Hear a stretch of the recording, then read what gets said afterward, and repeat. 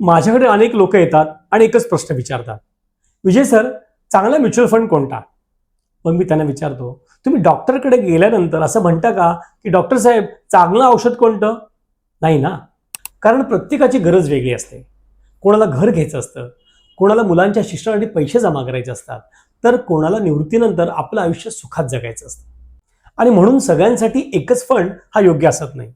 गुंतवणूक करताना प्रत्येकाची गरज, त्याचं ध्येय, त्याचा कालावधी या सगळ्यांचा विचार करूनच गुंतवणूक केली जाते. आणि मुख्य म्हणजे तुम्ही जोखीम किती घेऊ शकता या सगळ्या गोष्टी महत्त्वाच्या असतात.